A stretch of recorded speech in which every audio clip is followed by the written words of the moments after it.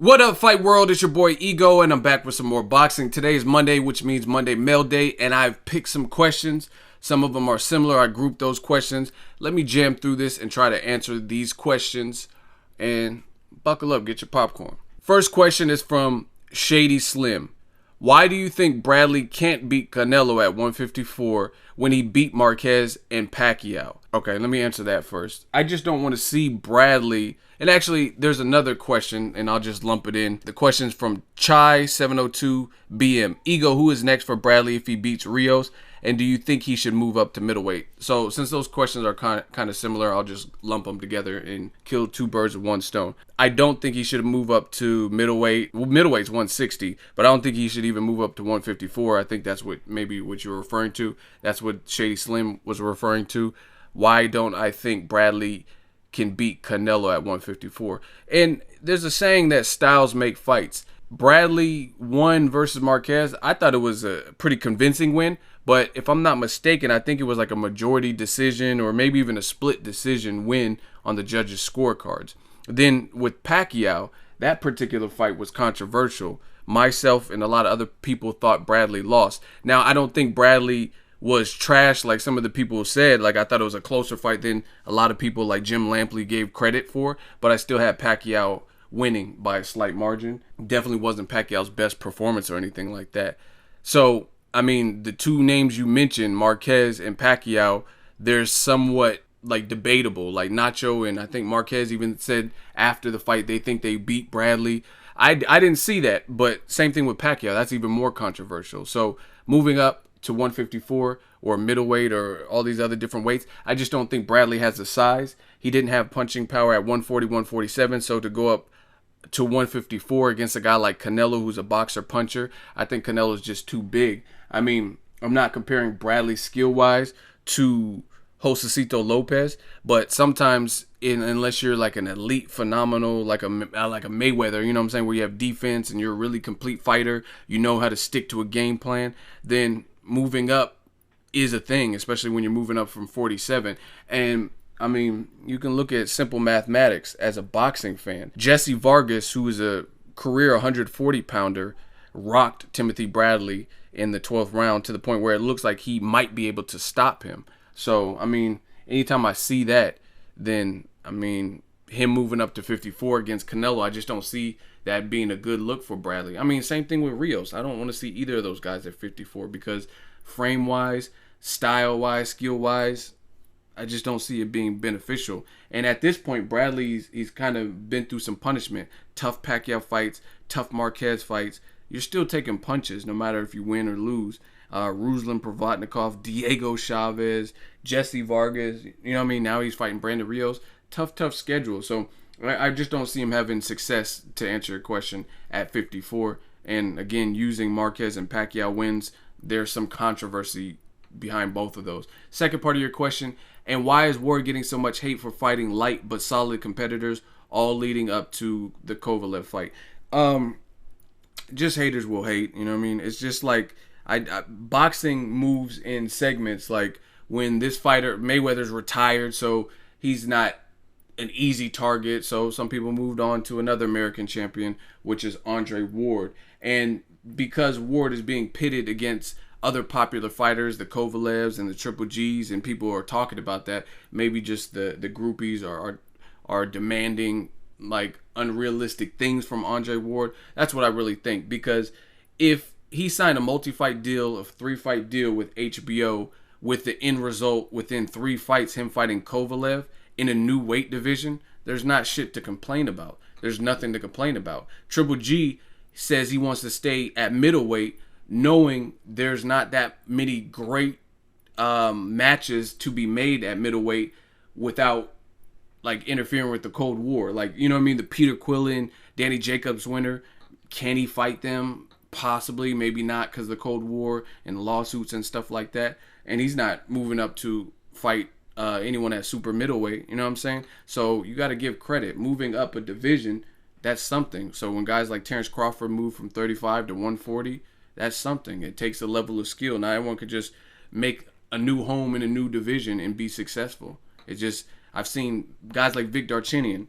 he was great in the lower weight divisions, but then it got to a point where he was fighting at like higher weights and he just didn't look like the same. His people could take his punches better and stuff like that. So you got to give credit where credit's due. And Andre Ward is challenging himself. He's going back to a weight he hasn't fought since the Olympics. And the Olympics is a whole different scoring system and everything. And there's a certified killer in Sergey Kovalev who's up there. And he's going to fight him should everything go well with both of their careers and they keep winning. So, I mean, there's no real reason for the hate because, again, whoever's hating on Andre Ward for moving up and fighting light competition, ask them who their favorite fighter is, and I guarantee you their favorite fighter hasn't even really moved up to the real weight that they walk around, like whoever their fighter is.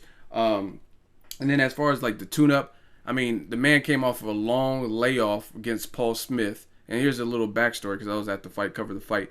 Paul Smith rehydrated over 190 pounds. Paul Smith missed his weight at the weigh-in by a lot. Like, I forgot off the top of my head, maybe 6 to 8 pounds. Then they had a meeting with the two camps, and it was agreed upon that they would reweigh Paul Smith the next day, and he wasn't allowed to be like 10 pounds over what he already was overweight, or whatever they agreed on, the two camps. And he failed to make that weight too. And he was supposed to pay a penalty. Andre Ward, being the person that he is, beat Paul Smith, got the stoppage, and he said to Paul Smith, you know what, don't worry about it. I'm not going to make you pay me the penalty even though you missed weight. You know what I mean? Just as a sign of good sportsmanship post-fight, because Paul Smith was giving him props and stuff for being a hell of a fighter. Andre Ward didn't make him pay the penalty that he should have had to pay because he failed to weigh in, and on top of that, the camps discussed a new weight for the next day, the night of the fight, and he missed that weigh-in too. Ask Paul Smith, ask Eddie Hearn. You know what I'm saying? People don't know little backs, like behind the scenes, what's going on. So anyway, come fight night, they said he was weighing 190 plus pounds. So you could say, oh, Paul Smith, oh, he's a bum, or whatever you want to say, but at the same time, Arthur Abram, another guy Andre Ward beat, you know what I'm saying, had a struggle with him in their first fight. And some people thought Paul Smith beat Arthur Abram, you know what I'm saying, who I think is fighting Martin Murray, you know what I'm saying? So Abram's still out there trying to do numbers or whatever. And Ward already beat Arthur Abram, and Arthur Abram had to have 2 fights to beat Paul Smith convincingly, versus Andre Ward come off a long layoff, beat him, and stopped him. You know what I'm saying? In the Arthur Abram fights, another guy with power, both of his fights with Smith went the distance. So people don't look at that. As far as his new opponent, I don't even know who the hell it is. But again, I'm not going to be unrealistic because at the end, I know the end result is Sergey Kovalev. So why not get acclimated to the division, fill it out, test your speed and your power and other people's power at the division? Like, there's a lot of people that don't just go up. I mean, Adrian Broner went up 2 weight classes and he fought Paulie Malignaggi, which is probably the lightest puncher in the welterweight division. And I have no problem with that. Danny Garcia moved up to welterweight and fought Paulie Malignaggi, one of the lightest punchers. I don't really have a problem with it because I'm realistic and I know that Danny Garcia already has a good resume. You know what I mean? Broner was jumping up 2 weight classes. So you have to put things in perspective. I mean, they're moving up to a new division. I mean, even Terrence Crawford, he fought Thomas Delorme. Thomas Delorme is not the best name. I mean, it's a guy that's been stopped before. You know what I mean? He's not the best name at 140, but I give credit because it's still moving up a division and Crawford was able to get the stoppage. But a lot of these boxing fans aren't realistic. They want Ward to go up and immediately face Fonfara the first fight. I mean, his resume is already better than a ton of people with great fan bases. You know what I'm saying? And they want, oh, if you don't fight Stevenson, Adonis Stevenson, Kovalev, or Fonfara very first fight, he's a bum. You know what I'm saying? So it's just not realistic. That's to answer your question. Now I got to move on. Next question is from A. Rahim. Yo, Ego, love the professionalism, bro. We all know Kell Brook has great boxing skill, but what do you think of his recent opposition, especially with him being in his prime? I'm really starting to think he doesn't care about legacy, and this is only about money. Your thoughts? I mean, I'm not going to really say it's about money for him. I think maybe Eddie Hearn and him, like, it's different in the UK. Eddie Hearn knows that Kell Brook, they call him the special one or whatever, he knows that that's one of his bright and budding stars, him and like Anthony Joshua. So I think Eddie Hearn might be moving him along slow and kind of milking him, like spoon feeding him, make sure he's really ready. I think Golden Boy did the same thing with Canelo. Canelo was far superior to Matthew Hatton and Ryan Rhodes and guys like that, but he had to slowly move up the ladder to the point where people are like, man, if this kid's as good as you say he is, put him in there with someone. And ever since Austin Trout, Canelo's had a tough schedule. You know what I mean? So I think that's kind of what I think it might be more the promoter than anything else, just kind of trying to milk it and make sure he's really ready for the moment. Plus he got stabbed, he's had some injuries, but I agree he does need to step up his competition. Diego Chavez is solid. I like watching it. It's a good fight, but Diego Chavez is also a guy who's been stopped before by Keith Thurman and things like that. So I like to see Kell Brook face one of the top names in the division, you know what I mean, who's undefeated like a Keith Thurman, or once defeated like a Sean Porter, but never been stopped in, you know what I mean, like a Porter rematch or Errol Spence or somebody, you know what I'm saying? Because that will help propel his name to the next level. So I don't know. I don't know if he's at a point where he's worrying about career legacy and money and stuff like that. I do agree with you. He's had some soft touches. I mean, it's kind of like Sean Porter. That wasn't a soft touch. Porter was a champion and he was the challenger. Then his next fight, he came back off of stabbing and he fought Jojo Dan. The Frankie Gavin fight really didn't need to take place. And then now Diego Chavez, and he has an injury. So, I mean, I'm giving him a little bit of a pass because obviously the stabbing and the injury, I'm not going to expect him to come back and fight Errol Spence off of an injury like that. But it's getting to that point where after Diego Chavez, it needs to get back to fighting the premier people, in my opinion. Next question is from Jesus Duran. Why isn't there no boxing game? I'm not sure. I think one of the things is boxing is like a niche sport, and I don't know if they believe in the numbers that game would do. Like if you look at EA Sports, they have Madden. Every year they drop a Madden, every single year, and it does great, and people are looking for it and can't wait for the next edition to come out. But with boxing, it's kind of fickle. We've seen numbers drop. Even Floyd Mayweather's numbers have suffered and dropped, and people have complained. And you don't have really, I mean, you have some stars, but everybody's numbers aren't really the same. So I don't know if EA Sports or whoever company, Rockstar Games or whoever makes it, would be interested in making a game, because everything's a business, you know what I'm saying? So they want to be able to, if it costs $1 million, $2 million to make a game, they want a return on their investment and they want to profit from it. So I don't know if with recent pay-per-view numbers and stuff like that, Triple G, Lemieux, and different things, I don't know if they feel it's the right time. But I'd love to see like a Fight Night game, an EA Sports game come back, something like that. And it just starts with the fans. The fans have to be supportive and more united than they probably already are. Next question is from Realty Rave. Yo, Ego, what do you think is next for the Bronze Bomber? If Wilder keeps fighting bums and avoiding the Povetkin fight, will they strip him of the WBC title? Yeah, I mean, I want to see the Povetkin fight. Povetkin already has a fight right now.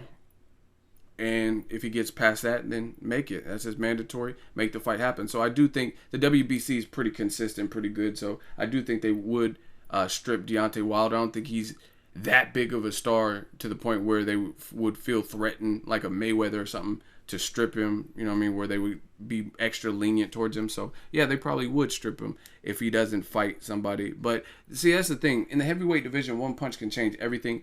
Everyone keeps calling every fighter a bum. Like the heavyweight division is not super stacked, but I mean, Eric Molina had an 81% knockout ratio. It showed his last opponent, Johan Duhaupas, was at least tough.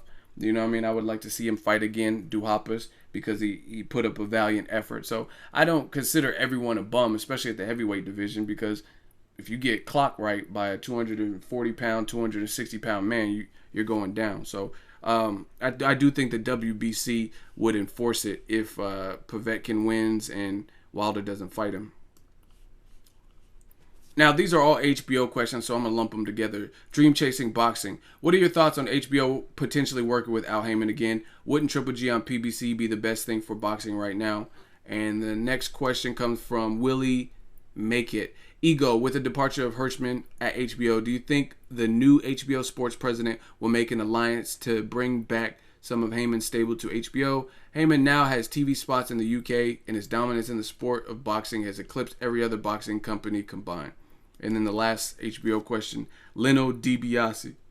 Ego, do you think now that Ken is gone from HBO, Al Haymon fighters will be back on? Triple G on PBC would be a great thing. Triple G is an exciting, entertaining fighter. So to see someone become a good boy on like NBC would be big. And I think it could draw different fans. I think it's possible Al Haymon could have his fighters back on HBO. And I hope that it does come true because I like seeing certain fighters on HBO. Like HBO, I like to see like Roy Jones' thoughts on Adrian Broner, for example, when Broner was fighting on HBO, or certain people. I want to hear what they would have to say, even if I think it's going to be biased with Jim Lampley or whatever.